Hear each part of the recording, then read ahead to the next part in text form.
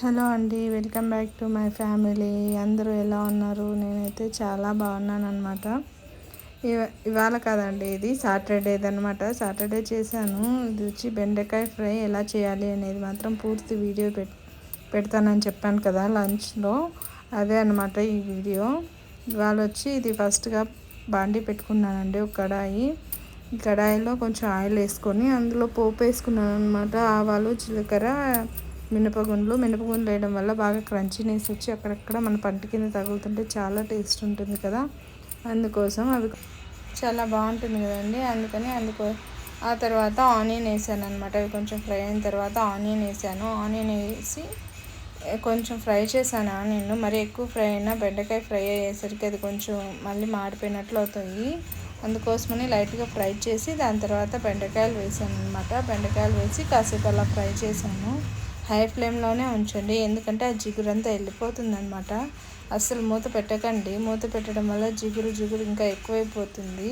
So మూత పెట్టకుండా వేయించుకుంటే బాగా వస్తుంది అనమాట. ఈ విధంగా పొడిగా వస్తుంది కూర. జిగురు అనేది అస్సలు ఉండదండి. ఇలా మీరు ట్రై చేయండి, జిగురు అనేది మీకు రాదనమాట. కొంచెం సేపు వేగిన తర్వాత ఉప్పు వేయండి, అప్పుడు బాగా అనిపిస్తుంది అనమాట. ఇదైతే అసలు నేను తిరమాత వేయకముందే ఈ పౌడర్ చేసి పెట్టుకున్నానండి. ఇది వచ్చి కొంచెం ఒట్టి కొబ్బరి ఉంటుంది కదా, ఎండి కొబ్బరి, కొంచెం కారం పొడి వేసాను. అందులోనే ఆ కారం కొబ్బరికి సరిపోయినంతగా కొంచెం ఉప్పు కూడా వేసాను అనమాట. ఉప్పు వేసి 1 నిమిషం మిక్స్ చేశాను. కొంచెం గ్రైండ్ అయిన తర్వాత దాంట్లో తెల్లగడ్డలు కూడా వేసాను. ఆ క్లిప్ మేబీ మిస్ అయింది. తెల్లగడ్డలు కూడా వేసి మిక్సీ వేయండి, చాలా టేస్టీగా ఉంటుంది. ఆ తర్వాత మళ్ళీ కాసేపటికి మూత పెట్టాను అనమాట. ఆ జిగురంతా పోయిన తర్వాత మూత పెట్టుకుంటే ఇంకా మళ్ళీ ఏం జిగురు రాదండి, చాలా టేస్టీగా కూడా వస్తుంది. ఒక 5 మినిట్స్ పెట్టేసి ఆ తర్వాత నేను దాన్ని అంతా ఏగిపోయిన తర్వాత ఈక్వల్గా ఏగుతుంది, ఏగడం కూడా.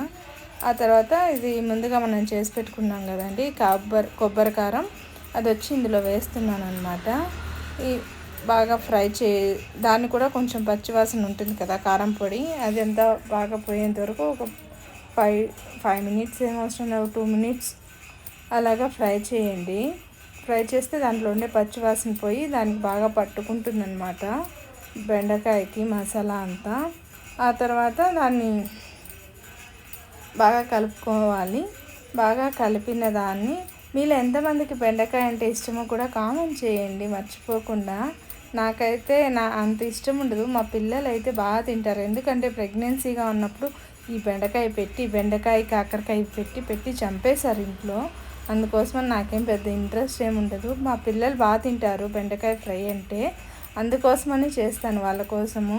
సాటర్డే సండేస్లో మా హస్బెండ్ ఉంటారు కూడా కాబట్టి అలా 2 మినిట్స్ ఫ్రై చేసిన తర్వాత నేను దాన్ని సర్వింగ్ బౌల్లో తీసేయడమే డైరెక్ట్గా, ఇంకేం అవసరం లేదండి.